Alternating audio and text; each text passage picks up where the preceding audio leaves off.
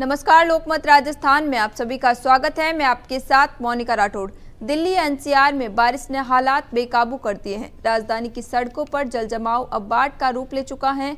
सबसे ज्यादा प्रभावित इलाका है नोएडा, जहां कई सेक्टर पानी में डूब गए हैं। घरों के बाहर घुटनों तक पानी पड़ चुका है। कई गाड़ियां पूरी तरह डूब गई हैं और लोगों के लिए बाहर निकलना मुश्किल हो गया है।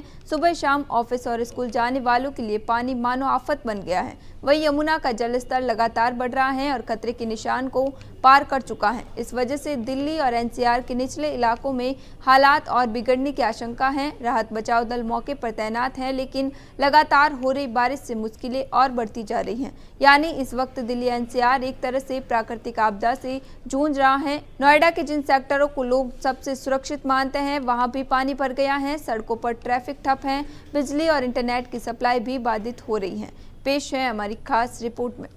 दिल्ली और नोएडा की तस्वीरें किसी बड़े जलभराव या झील जैसी दिखाई दे रही हैं। यमुना का जलस्तर खतरे के निशान से ऊपर बह रहा है। वहीं हरियाणा के हथिनी कुंड बैराज से छोड़े गए पानी ने दिल्ली और एनसीआर के हालात को और गंभीर बना दिया है। मौसम विभाग ने चेतावनी दी है कि अगर बारिश जारी रही तो अगले 48 घंटे बेहद मुश्किल भरे हो सकते हैं।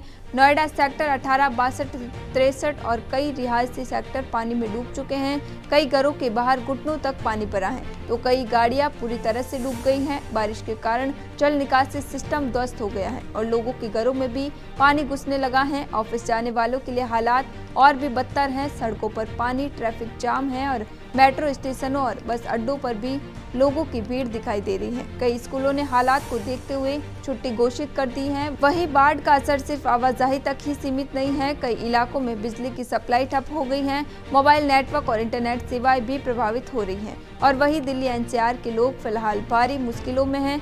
जलभराव और बाढ़ ने रोजमर्रा की जिंदगी को थाम दिया है। राहत बचाव कार्य जारी है, लेकिन आसमान से बरसता पानी और यमुना का उफान इन कोशिशों को कमजोर करता नजर आ रहा है। सवाल ये है कि क्या राजधानी का इंफ्रास्ट्रक्चर ऐसे आपदा से निपटने के लिए कभी तैयार हो पाएगा। वहाँ ये तस्वीरें साफ बयां कर रही हैं कि आने वाले दिनों में एनसीआर के लोगों की परेशानी और बढ़ सकती है।